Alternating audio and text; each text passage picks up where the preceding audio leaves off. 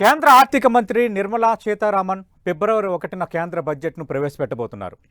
మరి బడ్జెట్లో ఈసారి ఎలాంటి తాయిలాలు ఉండబోతున్నాయి, ఎలాంటి అంచనాలు పెట్టుకోవచ్చు, ప్రధానంగా ప్రపంచ స్థాయిలో ఎదురవుతున్న జియో పాలిటిక్స్ సవాళ్ళ నేపథ్యంలో తీసుకోబోతున్న నిర్ణయాలు, దేశ అభివృద్ధి అలాగే కీలక రంగాల అభివృద్ధికి సంబంధించి తీసుకోబోతున్న సమ్మిళిత నిర్ణయాలు, ఇదంతా ఒక ఎత్తు అయితే ప్రధానంగా మన రెండు తెలుగు రాష్ట్రాలు అలాగే హైదరాబాద్ విషయానికి వస్తే అత్యంత కీలకమైనది, అటు ప్రభుత్వానికి ఎక్కువగా ఆదాయాన్ని అందించేది, రాష్ట్రాల ఆర్థిక వ్యవస్థకు కీలకమైన కీగా ఉన్న రియాలిటీ రంగం అత్యంత కీలకమైంది.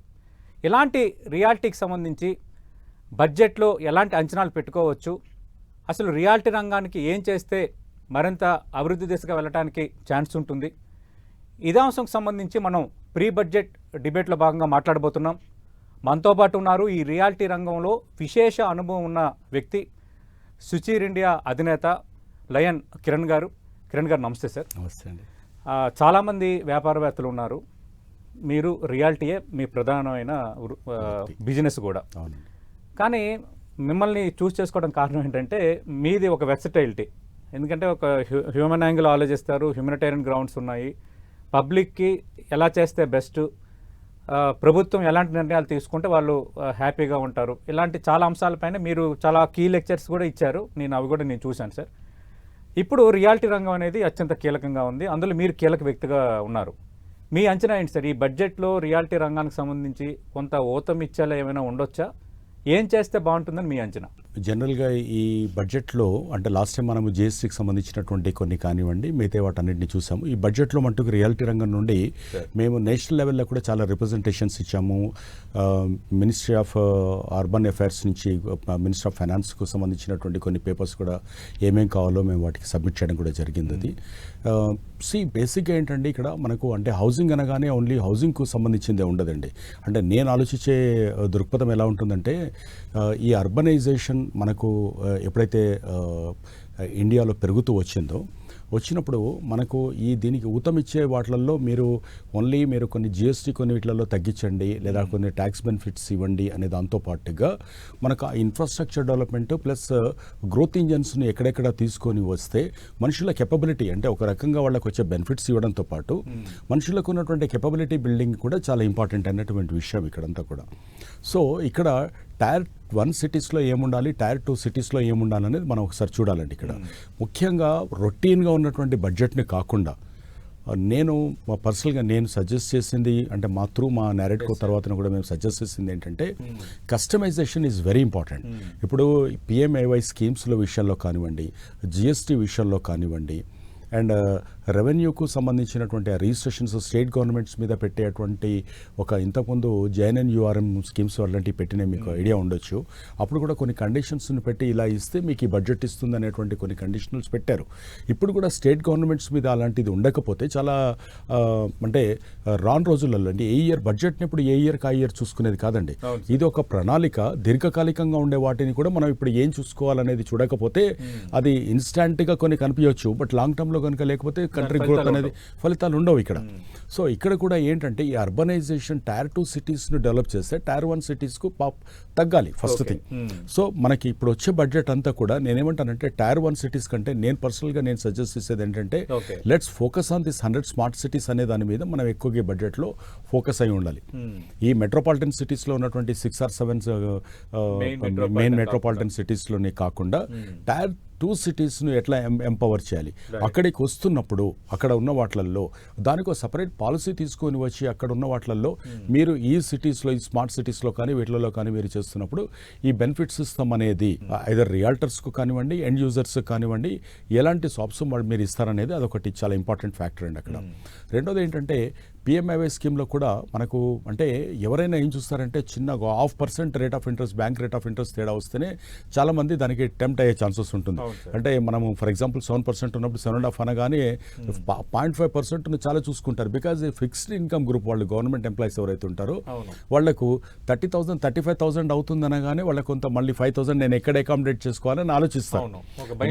ఒక భయం స్టార్ట్ అవుతుంది. అంటే మనం ఒక ఆమ్ ఆద్మీ లోపల ఉన్నటువంటి దాన్ని మనం దృష్టిలో పెట్టుకొని మనము ఏదైనా కూడా చర్చ జరగాలని నేను కోరుకుంటానండి ఇక్కడ. Okay. ఎందుకంటే 40-50% of the people are middle class only. అవును. వాళ్ళంతా ఫిక్స్డ్ సాలరీస్లో ఉన్న వాళ్ళే. Correct. మనం హైయర్ ఇన్కమ్ గ్రూప్లో లేకుంటే complete Lower below income poverty group of- లైన్లో ఉన్న వాళ్ళను కాకుండా ఇది back bone of the economy వీళ్ళు కాబట్టి దాన్ని ఎలా చూడాలి అనే దాని మీద మనం చూడాలి.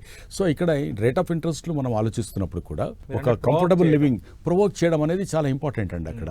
సో అప్పుడు ఏమవుతుంది, ఇప్పటికీ 50-55 ఏజ్ గ్రూప్లో ఉన్న వాళ్ళు, రిటైర్మెంట్ ఇంకో 5 ఏళ్లలో 6 ఏళ్లలో ఉన్న వాళ్ళు, నా విషయానికి వస్తే మా దగ్గరకు వచ్చిన వాళ్ళకు పాపము వాళ్ళకు ఇంకో 5-6 ఇయర్స్ ఉంటుంది, తర్వాత పెన్షన్ 50% పడిపోతుంది, బ్యాంక్ లోన్ రాదు, పిల్లలు ఇంకా సెటిల్ అయ్యి ఉండరు. సో ఇలాంటి విచిత్రమైన పరిస్థితి ఈ పర్టికులర్ టర్మ్ లో ఉంది ఇప్పుడు మనకు. ఓకే. అంటే ఒక్కొక్క ఫేస్ ఉంటుంది కదా. అర్థమైంది. ఇప్పుడు ఆ ఏజ్ గ్రూప్ ఉన్న వాళ్ళు ఇప్పుడు ఎక్కువగా ఉండడం దాంతో వస్తుంది అంతా కూడా. సో వాళ్ళకి ఎలాంటి మనం బెనిఫిట్ చూపిస్తాం అంటే రిటైర్మెంట్ తర్వాత మా లైఫ్ ఏంటి అనే ఒక క్వశ్చన్ మార్క్ ఉంటుంది. గవర్నమెంట్ ఎప్పుడు కానీ రెవెన్యూ జనరేటింగ్తో పాటు సోషల్గా ఫ్రీ షాప్స్ ఫ్రీ బీస్ ఇచ్చడంతో పాటు ఇలాంటివి కొన్ని చేస్తే వాళ్ళకు కొంచెం బెనిఫిట్గా ఉంటుంది. తక్కువ rate of interest beyond the retirement మీరు ఇలాంటిది కనుక బెలూనింగ్ సిస్టమ్ లాంటిది ఏదన్నా మీరు దాన్ని తయారు చేసుకుని పెట్టుకున్నప్పుడు కొంచెం రిలాక్స్గా ఉండొచ్చు అనేటువంటిది వాళ్ళ పర్స్పెక్టివ్లో ఉన్నటువంటి కొన్ని స్కీమ్స్ దీంట్లోకి తీసుకురాగలిగితే బెటర్గా ఉంటుందని. ఓకే సార్, ఇప్పుడు ఇంట్రెస్ట్ల కోసం ప్రస్తావించారు కాబట్టి మనకి సెక్షన్ 24B కింద 2 లక్షల వరకు ఈ మనం ఇంట్రెస్ట్ల మీద కట్టే వడ్డీ మీద కొంత రాయితీ ఉంది. అది 5 lakhs వరకు పెంచవచ్చు అన్న ఒక డిస్కషన్ జరుగుతుంది. మీ అంచనా ఏంటి? ఒకవేళ పెంచడం అనేది బెనిఫిట్ అవుతుందా కాదా? డెఫినెట్ అవుతుందండి. ఇది కనుక కాలేదనుకోండి, అంటే 2 లక్షల రూపాయలకు అనేది మీరు అది అంటే ఈ రోజులలో కనుక తీసుకుంటే దాని పెద్ద ఇంపాక్ట్ ఉన్నది ఏం కాదండి అది కూడా. సో అందరి శాలరీస్ బ్రాకెట్స్ పెరిగిపోతున్నాయి అండ్ ట్యాక్స్ బ్రాకెట్లకి పెరిగిపోతున్నారు, కాస్ట్ ఆఫ్ లివింగ్ కూడా పెరిగిపోతుంది. కాబట్టి ఆ బెనిఫిట్ ఇవ్వడం అనేది చాలా ఇంపార్టెంట్. సేవింగ్స్ పర్సంటేజ్ అనేది కొంచెం తగ్గిపోతుందండి కాస్ట్ ఆఫ్ లివింగ్ అనుకోండి, పిల్లల ఎడ్యుకేషన్ అది వెళ్ళిపోతుందండి. కాబట్టి ఆ బెనిఫిట్ అనేది మట్టుకు చాలా రోజుల నుంచి మా కంటిన్యూస్ డిమాండ్ అది. కానీ ఈసారన్నా కూడా దాంట్లోకి డెఫినెట్ గా రావాలని కోరుకుంటున్నాం. మోస్ట్లీ రావచ్చు అనుకుంటున్నాను. ఓకే, కిరణ్ గారు మీరు చాలా కమిటీల్లో కూడా ఉన్నారు, అలాగే ఇక్కడ క్రెడా వీటన్నిటిలో కూడా అత్యంత కీలకంగా వ్యవహరిస్తున్నారు. అంటే మీరు ఒక పేపర్ ఏమైనా రెడీ చేసి ఏమైనా ఇచ్చారా? అంటే రియాలిటీ రంగం ఇది కోరుకుంటోంది అని స్పెసిఫిక్ గా మీరు ఇండస్ట్రీ వైపు నుంచి ఇలా చేస్తే బెస్ట్ రేట్స్ కి వినియోగదారులకి ఇల్లు ఇవ్వగలుగుతాము అన్న అలాంటి ఫార్ములా ఏమైనా ఉందా? డెఫినెట్ గా అండి. లాస్ట్ మంత్ కూడా మేము ఒకటి సబ్మిట్ చేయడం జరిగింది గవర్నమెంట్ కు.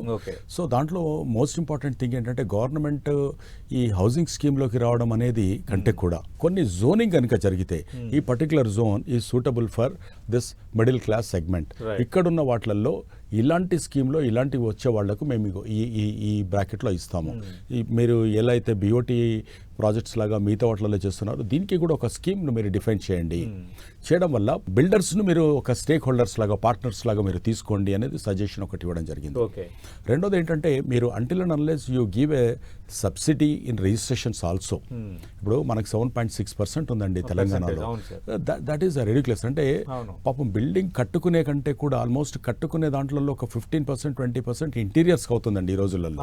అది కూడా చాలా పెరిగిపోయినాయి దాన్ని కూడా.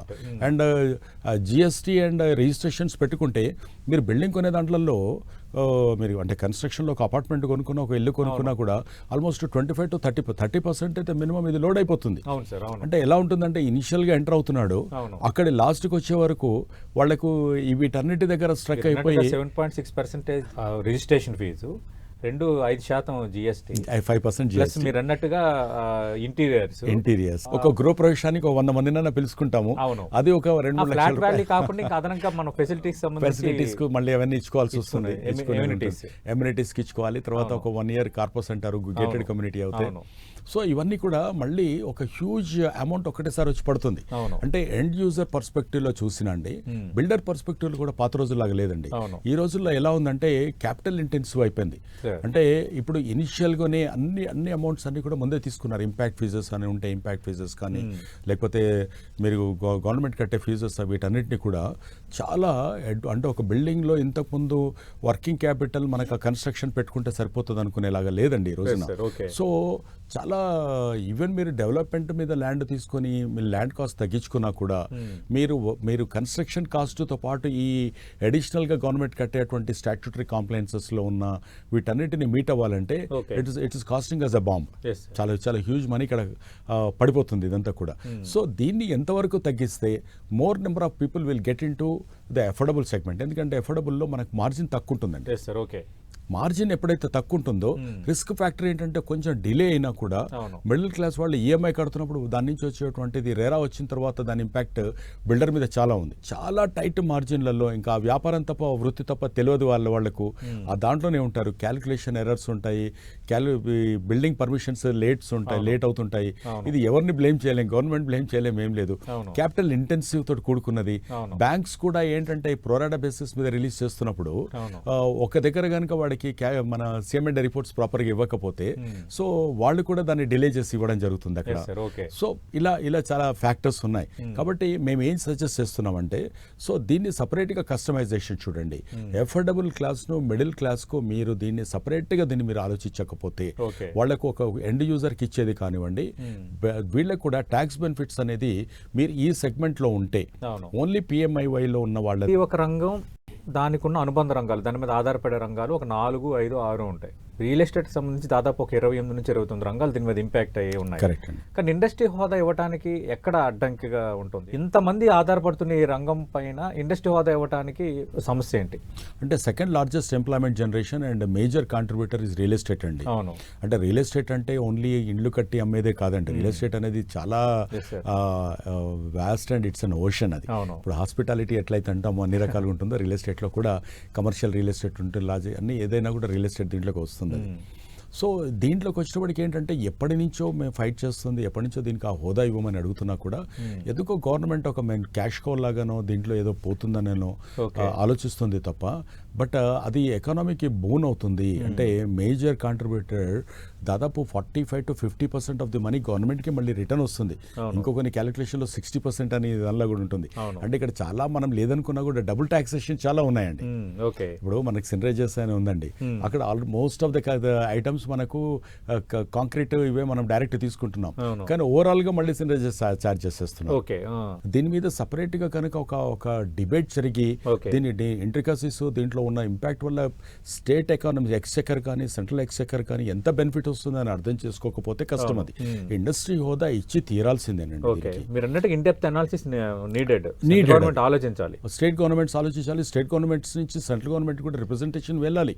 ఇప్పుడు ఏది వాళ్ళకు వచ్చినటువంటి కొన్ని పాయింట్స్ మీద వెళ్ళి ఇస్తున్నారు తప్ప ఇలాంటి ఇంపార్టెంట్ ఫ్యాక్టర్స్ లో స్టేట్ గవర్నమెంట్స్ కూడా వెళ్ళి రిప్రజెంటేషన్ సెంట్రల్ గవర్నమెంట్ కి ఇస్తున్నది లేదు ఇక్కడ. ఓకే సార్, బ్యాంకుల సైడ్ నుంచి ఏం చేస్తే బెస్ట్ సార్? యాజ్ ఎ రియల్టర్గా ఒక ఇండస్ట్రీలో పెద్దగా మీరు ఏం కోరుకుంటున్నారు? అంతా సవ్యంగానే జరుగుతుంది, ఇంకా బ్యాంకులు ఈ విధంగా ఉంటే ఇంకా మాకు సేల్స్ పెరుగుతాయి, మరికొంతమందికి ఇల్లు అనేవి సాక్షాత్కారం అవుతాయి అన్న ఆలోచన ఏమైనా ఉందా? ఉందండి. అంటే బ్యాంక్స్ కూడా మేము కంటిన్యూస్గా రిప్రజెంటేషన్స్ ఇచ్చేసి అంటే ఇక్కడ డెసిషన్ మేకింగ్ ఇక్కడ ఉండదు కాబట్టి mostly govern by the RBI అయినా కూడా మనకు ఫర్ ఎగ్జాంపుల్ ఒక చిన్న కామన్ ఫ్యాక్టర్ ఒకటి చెప్తాను. సిబిల్ అనేది ఈ మధ్యలో అవసరం లేదనేది ఒకటి వచ్చిందండి. సిబిల్ ఎందుకంటే అది ఎప్పుడో 6 months అవుతుంది, దాంట్లో ఉంది జస్టిఫికేషన్ లో కూడా కొన్ని అడుగుతున్నారు. అందులో చాలా సిల్లిగా ఏంటంటే ఒకసారి మీ క్రెడిట్ కార్డ్ ఏదో రిజెక్ట్ చేస్తారు, మీరు దాంట్లో ఏదో కనపడుతుంది, దాన్ని జస్టిఫికేషన్ అనేది పర్సనల్ గా పోయి మనం ఆడియన్స్ ఇచ్చుకునే ఛాన్సెస్ కూడా అక్కడ కొన్ని కనపడట్లేదు. సిబిల్ స్కోర్ అప్డేషన్స్ ఇమీడియట్ కావు. సో అది దానికి నష్టం జరిగిపోతుంది అది.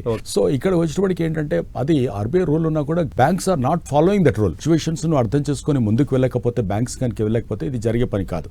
అలా దాదాపు ఒక 30 to 35% ఆఫ్ ద పీపుల్ వాళ్ళు పాపం గవర్నమెంట్ మన బ్యాంక్ లోన్స్ కు దూరం అయిపోతున్నారు. దీన్ని ఎన్బిఎఫ్సిస్ ఆర్ ఎక్స్ప్లాయిటింగ్.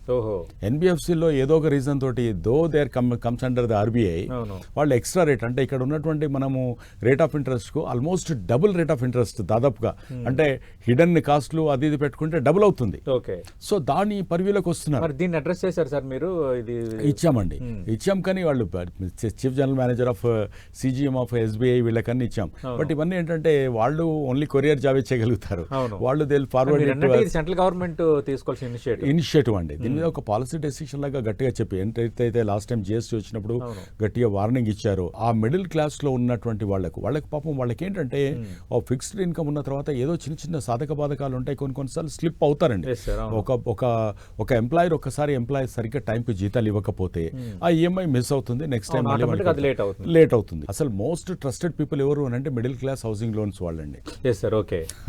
వాళ్ళు ఇంటెన్షనల్ అండ్ విల్ఫుల్ డిఫాల్టర్స్ కాదండి కాదు, okay. సో అది చాలా సెక్యూర్డ్ లోన్స్, అంటే వాళ్ళు చాలా ట్రస్టెడ్ బ్యాంక్స్ కు చాలా గ్యారంటీగా తీసుకుంటే 98-99% వాళ్ళకి వచ్చే వాటిలలో వాళ్ళే ఉంటారు. అవును. మా సైడ్ నుంచి కనుక ఆలోచిస్తే ఒక్కసారి దాన్ని అప్రూవల్ ఇచ్చిన తర్వాత కొంచెం లిబరల్ గా కొంచెం ఫాస్ట్ ట్రాక్ లో అంటే 45 days 2 months 3 months times slot నుంచి కొంచెం తక్కువ కమిటీస్ తక్కువగా ఉన్నటువంటి వాటిలలో వాళ్ళు కూడా ఒక లిస్ట్ అంతా అయిపోయిన తర్వాత మళ్ళీ ఇంకో కొత్త లిస్ట్ వస్తుంది అప్రూవల్స్ కోసం. మళ్ళీ అలా కాకుండా అంటే బ్యాంకులకు సంబంధించి సంస్కరణకు సంబంధించి కేంద్ర ప్రభుత్వం ఖచ్చితంగా అడ్రస్ చేయాల్సింది ఉంది. సో అది కనుక జరిగితే సో ఆ లూప్ అనేది ఏదైతే ఉందో ఆ లూప్ అనేది కరెక్ట్ గా ఉంటుందండి. సార్, ఇప్పుడు హైదరాబాద్ రియాలిటీ గత ఏడాదిగా ఎలా ఉంది సార్? అంటే ఎక్కువ మంది చెప్తుంది ఏంటంటే అఫోర్డబుల్ హౌసింగ్ తగ్గిపోయింది, ఈ ₹1 కోటి విలువైన ఫ్లాట్లు అమ్ముడుపోవటం లేదు, రియాల్టర్లు ఒక రకంగా త్రిశంకు స్వర్గంలో ఉన్నారు, అంటే ఏం చేయాలో పాలుపోవటం లేదు అంటున్నారు. Is it fact? మీరు అది ఎక్స్పీరియన్స్ చేస్తున్నారా? అంటే హైదరాబాద్లో ఒక విచిత్రమైనటువంటి పరిస్థితి అండి. హైదరాబాద్కి అన్నీ ఉన్నాయి. అంటే ఇండియాలో ఉన్నటువంటి one of the amazing growth factor ఉన్నటువంటిది. అండ్ ఇప్పుడు నిజం చెప్పాలంటే 10-15% పొటెన్షియాలిటీ మనం ఇప్పటిదాకా వాడుకున్నామండి. Great sir. మీరు ఒక్కసారి నేను చాలా మీటింగ్స్లో కాన్ఫరెన్సెస్లో కూడా చెప్తుంటాను, ఒకసారి మీరు హైదరాబాద్ ముఖ చిత్రాన్ని కనుక మీరు ఒకసారి కళ్ళు మూసుకొని ఊహించుకుంటే మనకు RRR ORR దీన్ని కనుక తీసుకుంటే స్ట్రాటజిక్ డెసిషన్స్ కరెక్ట్ జరిగాయి. ఒక దిక్కు ఎయిర్పోర్ట్, ఒకవైపు మనకు ఐటీ, ఇంకోవైపు బయోటెక్నాలజీ, ఇంకోవైపు హార్డ్వేర్ పార్క్స్ కానీ ఇదంతా కూడా చాలా సిస్టమేటిక్ గా ముందే జరిగిపోయింది. అన్లైక్ మన బెంగళూరు కానీ మిగతా సిటీస్ తోటి జరిగిపోతే కనుక. ఓకే, అండ్ మంచి కనెక్టివిటీ అన్నిటికీ ఓఆర్ఆర్ అనేది కనెక్ట్ అయింది. ఇప్పుడు మనకు మంచి చక్కగా రైట్ టైంలో RRR కూడా మనకు ప్లానింగ్ అయ్యి ఉందండి. ఇక్కడ ఒకటే వచ్చింది ఏంటంటే తెలుసో తెలియకనో వెస్ట్ సైడ్ మనం చాలా ఎక్కువగా ప్రిఫరెన్స్ ఇచ్చేసి గవర్నమెంట్ కూడా డబ్బులు కావాలన్నప్పుడు అక్కడ ప్రయారిటీస్ చేసేసి అక్కడ అటువంటి ఆక్షన్ మెథడాలజీ తీసుకొచ్చి రేట్ ఇన్ఫ్లేట్ అయిపోయినప్పుడు ల్యాండ్ లార్డ్స్ అనే వాటి ఎక్స్పెక్టేషన్ చాలా పెరిగింది. గ్రీడీ డెవలపర్స్ కూడా ఏమైనారంటే ఒక్కడి దగ్గరికి వెళ్తే వాడు అసలు వయబిలిటీ ఉందా లేదా తెలుసుకోకుండా మనకు హై రైజ్ బిల్డింగ్స్ లో 30-32% కంటే వయబిలిటీ రాదండి. వాళ్ళు 40% దాకా వెళ్ళిపోయినారు. వాళ్ళు ఏంటంటే ఈ అన్డివైడెడ్ షేర్ యూడిఎస్ లోకి వెళ్ళిపోయి ప్రీ లాంచ్ లోకి వెళ్ళిపోయి ఈ ఒక విచిత్రమైనటువంటి పరిస్థితి కొంతమంది డెవలపర్స్ అన్ప్రొఫెషనల్ గా స్టార్ట్ చేయడం తోటి ఆ ప్రొఫెషనల్ గా డెవలప్ చేయాలనుకునే వాళ్ళకి కానీ మార్కెట్ ని కానీ కొంచెం సిస్టమ్ ను డిస్టర్బ్ చేసింది. అక్కడ ఈ ఈకో సిస్టమ్ నుంచి బయటికి రావాలంటే గవర్నమెంట్ టైం టు టైం కొన్ని తెస్తున్నా కూడా అందులో ఉన్నటువంటి కొన్ని లూపోల్స్ ఉన్నాయి. యూడిఎస్ మీద కొంత తీసుకొచ్చారు, ప్రీ లాంచ్ల మీద రేరా అంటుంది. బట్ అది కూడా ప్రీ లాంచ్లలో ఒక కమిటీ ఉండి వాటిని ఎప్పటికప్పుడు కొంచెం జాగ్రత్తగా చూసుకొని ఉంటే దీంట్లో జరగదు. ఈ ఆక్షన్ లోకి వచ్చినప్పుడు కూడా ఏంటంటే మళ్ళీ కొంతమందిని పుల్అప్ చేసి ఆ ఆక్షన్ లో పార్టిసిపేట్ చేసి మళ్ళీ ఒక మాఫియా మళ్ళీ గందరగోళం. ఇప్పుడు మొన్న ఆక్షన్ చేసిన వాళ్ళలో చాలా మంది ఇంకా డబ్బులు కట్టలేదు. మీకు కూడా ఐడియా ఉండొచ్చు, దానికి నడుస్తా ఉన్నాయి. Because they are not able to pull the money. Lands కొనేస్తున్నారు. రోజేమో కోకాపేటలో ఈ ల్యాండ్, అక్కడ ఈ ల్యాండ్ ఇన్ని కోట్లు పలికిందని మనం అందరం మీడియాలో రాస్తున్నారు. సీన్ కట్ చేస్తే మిగతా ప్రొసీజర్ అయ్యిందా లేదంటే లేదు, సమాధానం లేదు. అక్కడ దాకా ఎవరు దాని ప్రాజెక్ట్ ఎవరు చేయట్లా, మీడియా ప్రాజెక్ట్ చేయట్లా, ఇంకోటి ప్రాజెక్ట్ చేయట్లా. సో ఎండ్ పాయింట్కి వెళ్ళట్లా. సో కోకాపేటలో మనకు 170-180 crores వెళ్తున్నప్పుడు ఫైనాన్షియల్ డిస్ట్రిక్ట్ లో కానీ హైటెక్ సిటీ దగ్గర వెళ్తున్నప్పుడు శంషాబాద్ లో ఎందుకు 50-60 అమ్మకూడదు అంటే జస్టిఫికేషనా కాదా, స్క్వేర్ ఫీట్ లో కన్వర్ట్ అవ్వగలుగుతుందా, ఎండ్ యూజర్ కి ఎంత పడుతుంది? బట్ అలా ఇంబ్యాలెన్స్ అవుతుంది. అక్కడ ఉన్నటువంటి అక్కడ ఒక 5-6 ఎకరాల కంటే లేదండి, అది కమర్షియల్ వాళ్ళు దాదాపు 15,000-18,000 పెట్టుకొని అక్కడ డిమాండ్ ఉన్నవాడు వెళ్తాడు. అక్కడ ఉన్నటువంటి 1000 ఎకరాలను ఇక్కడ ఉన్న 2 ఎకరాలతో మీరు ఎలా పోలుస్తారు దాన్ని? దో ఐఎమ్ ఏ బిల్డర్, ఎప్పుడు మనం దీంట్లో చూసినా ఒక సోషల్ కాన్షియస్నెస్ అనేది బిల్డర్ కి లేకపోతే లాంగ్ టర్మ్ ఇందులో ఉండలేమండి. అంటే మార్నింగ్ లేవగానే మనం ఇది క్యాలిక్యులేషన్ చేసుకుంటుంటే కాదు, ఏ కంపెనీలో తీసుకునండి ఇప్పుడు మీ ఛానల్లో తీసుకున్నా, మా ఆఫీస్లో తీసుకున్నా, ఎక్కడ తీసుకున్నా ఈ బ్రాకెట్లో ఉన్న వాళ్ళే ఎక్కువ ఉంటారండి. 50,000 రూపీస్ నుంచి దీనిలో ఉన్న వాళ్ళే ఎక్కువ ఉంటారు. సో వాళ్ళను మీరు సిటీ మధ్య నుండి కొంచెం బార్డర్ నుంచి ఇంకా అవతలికి తరిమేస్తున్నారు మీరు. రైట్. వాళ్ళ క్వాలిటీ ఆఫ్ లైఫ్ ఎలా ఉంటుందంటే, అంతకుముందు హాఫ్ అన్ అవర్ 45 మినిట్స్లో ఇంట్లో ఉండేవాళ్ళు ఇప్పుడు దాదాపు ఒక 1.5 to 2 hours ఇంటికి పోవడానికి పడుతుంది. So just imagine his mental condition. అంటే లివింగ్ స్టాండర్డ్స్ అనేది సపరేట్ సబ్జెక్ట్ అండి, సైకోమాటిక్. నేనేమంటానంటే రియల్ ఎస్టేట్లో మనం ఇది ఒకటే కాదండి, there are many factors what we need to look at it. It's ecosystem, మనం అర్థం చేసుకోవాలి.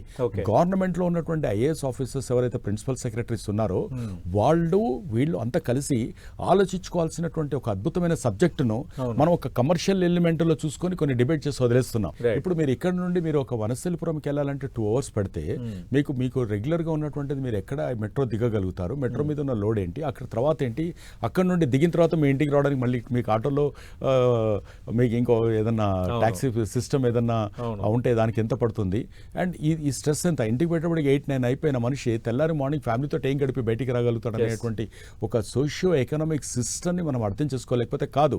సో దీనికి ఏమంటున్నానంటే, ఇవన్నీ దృష్టిలో పెట్టుకొని మనకు ఒక మాస్టర్ ప్లానింగ్ అనేది హైదరాబాద్లో జరగాలనేది నేను ఫస్ట్ మాస్టర్ ప్లానింగ్ జరగాలండి. అది గ్రేట్ సార్. ఇండియాకు ఉన్నటువంటి ఒక చిన్న డిసడ్వాంటేజ్ ఏంటంటే we are not quality conscious people. మనము cost conscious people but not quality conscious people. Rate తగ్గితే చాలని చూస్తాం. ఆ క్వాలిటీ కాన్షియస్నెస్ ను మనుషుల మైండ్ లోకి మనం ఎలా తీసుకురావాలి. సో మళ్ళీ ఎఫోర్డబుల్ వేరు, చీప్ కన్స్ట్రక్షన్ వేరు. మనం చీప్ వైపు వెళ్ళకూడదు. ఎఫోర్డబుల్ లో గవర్నమెంట్ ఎలాంటిది కొత్త ఐడియాస్ ని మనకి ఇస్తుంది, మీరు సజెస్ట్ చేయగలగాలి. ఒక దానికి ఒక సపరేట్ సిస్టమ్ ఉండాలి. ఇప్పుడు నాక్ ఉంది, నేషనల్ ఎకనామిక్ స్కిల్ డెవలప్మెంట్ చేస్తుంది, ఎన్బిసిసి ఉంది, లేదా ఇంకో కొన్ని గవర్నమెంట్ ఆర్గనైజేషన్స్ ఉన్నాయి. They are preparing some guidelines. ఆ గైడ్ లైన్స్ ఎట్లయితే ఉన్నాయో ఇక్కడ కూడా మీరు ఇలా కాస్ట్ ఆఫ్ కన్స్ట్రక్షన్ తగ్గించుకోండి, ఇంకా పాత ఓల్డ్ ట్రెడిషనల్ మెథడాలజీ నుండి మనం బయటకు వచ్చేసి ఇలా ఫాస్ట్ ట్రాక్ కన్స్ట్రక్షన్ 1 year లోపల అయిపోతే మీకు ఇలా తగ్గిపోతుంది. ఒక్కొక్క కన్స్ట్రక్షన్ 3 ఏళ్ల నుంచి 4 ఏళ్లకి వెళ్ళిపోతుంది, 5 ఏళ్లకి వెళ్ళిపోతుంది. దానికంటే ఇంకా ప్రిఫాబ్ సిస్టంలోకి మిగతా వాటికి ఎలా ఉంటుంది, అక్కడ కాస్మిక్ సెస్మిక్ దీన్ని తీసుకొని దాన్ని బట్టి ఒక గైడ్ లైన్స్ అని ఇచ్చేటువంటి ఒక రూల్ బుక్ ప్రతి చోట కూడా రావాలండి. ఇవన్నీ కూడా వాటికి కూడా డబ్బులు అలాట్ చేస్తున్నట్టు ఈ బడ్జెట్ లో ఉండాలి. సార్, మనం లాస్ట్ సెషన్స్ లో లోక్సభలో కూడా చాలా డిస్కషన్ జరిగింది. అంటే ఫ్రీ లాంచ్ ఆఫర్స్ మీద ఒక డిబేట్ స్టార్ట్ అయింది. యాక్చువల్ తెలుగు ఎంపీలు దాన్ని రేజ్ చేసిన నేపథ్యంలో అదొక డిస్కషన్ కూడా అయింది. అంటే దీని మీద కొంచెం పబ్లిక్ లో ఒక పెదవిరుపు ఉంది సార్. అంటే ఫీల్డ్ లాంచింగ్ ఆఫర్స్ ఇస్తున్నారు, తర్వాత ముఖం చాటేస్తున్నారు అన్నారు కొందరు. దీని మీద కూడా ఈసారి బడ్జెట్ లో కొంత ప్రకటిస్తారు అంటున్నారు. అంటే దీన్ని ఎట్లా చేయాలి ఏంటనేది. అంటే ఇది హౌసింగ్ ఫైనాన్స్ తో కాకుండా మినిస్ట్రీ ఆఫ్ లా కూడా దీంట్లో ఇన్వాల్వ్ అవ్వాలండి. ఇట్స్ ఎ క్రిమినల్ థింగ్ అండి. ప్రీ లాంచ్ అనేది నీ చేతిలో పెట్టుకోకుండా, నీ చేతిలో అప్రూవల్ లేకుండా ఏదన్నా జరగవచ్చండి. So it is nothing but a white colour offences కంటే కూడా బియాండ్ ఇదండి. ఇక్కడ మిమ్మల్ని పక్కగా పచ్చిగా మోసం చేసేటువంటి ఏదన్నా ఉంది అంటే ప్రీ లాంచ్. దాన్ని ప్రీ లాంచ్ ను చాలా పెద్ద కంపెనీలు లెటర్ ఆఫ్ ఇంటెంట్ అని ఒకటి తీసుకుంటున్నారు. సో దాన్ని ఏ కలర్ పెట్టినా కూడా it should be completely banned. Even మన హైదరాబాద్ లో తీసుకుంటే ఒక 5-6 builders they are in the verge of collapse now. Major పెద్ద బిల్డర్స్ కొలాప్స్ కు రెడీగా ఉన్న వాళ్ళు ఉన్నారు ఇక్కడ. ప్రీ లాంచ్ ను నమ్ముకున్న వాళ్ళు, ప్రీ లాంచ్ ను బేస్ చేసుకుని బిజినెస్ బిల్డ్ చేసుకున్న empires. Right. Thank you Suchir Kiran garu. అంటే మీ యొక్క విశేష అనుభవం ఏంటనేది మీ ఇంటర్వ్యూ తర్వాత ఇంకా మాకు అర్థమైంది. చాలా క్లియర్ కట్ పిక్చర్ ఇచ్చారు. ప్రీ బడ్జెట్ డిబేట్లో మనం చూసాం కదా, ఖచ్చితంగా ఈ మిడిల్ క్లాస్కి సంబంధించి ఉపశమనం కలిగించాలా కేంద్రం వ్యవహరించాల్సిన అవసరం ఉందంటున్నారు. సెకండ్ హైయెస్ట్ రంగంగా రియాలిటీ రంగం ఉన్నప్పుడు దీన్ని ఒక కమర్షియల్ యాంగిల్గా కాకుండా ఇది ఖచ్చితంగా దీని ద్వారా అటు కేంద్ర రాష్ట్ర ప్రభుత్వాలకి పన్నుల రూపంలో ఆదాయం కూడా వస్తున్న నేపథ్యంలో ఒక ప్రియారిటీ రంగంగా తీసుకోవాలి. ఇండస్ట్రీ హోదా కల్పించాలనే డిమాండ్ ఎప్పటి నుంచో ఉంది. నిజంగా అది కనుక జరిగితే అటు అద్భుతమైన నిర్మాణాలు మేము ఇవ్వగలం, ఎఫర్డబుల్గా మేము చేయగలం, ఎఫర్డబుల్గా కొనటానికి అటు వైబిలిటీ అనేది వినియోగదారుల వైపు నుంచి వస్తుంది. కాబట్టి కేంద్ర ప్రభుత్వం అందరికీ ఇల్లు అన్న కేంద్ర ప్రభుత్వ లక్ష్యం ఏదైతే ఉందో అది ఖచ్చితంగా నెరవేరుతుంది అన్నది సుచిర్ కిరణ్ గారు చెప్తోంది. ఇది ప్రీ బడ్జెట్ ఇంటర్వ్యూస్లో భాగంగా సుచిర్ కిరణ్ గారితో 10 TV స్పెషల్ ఇంటర్వ్యూ.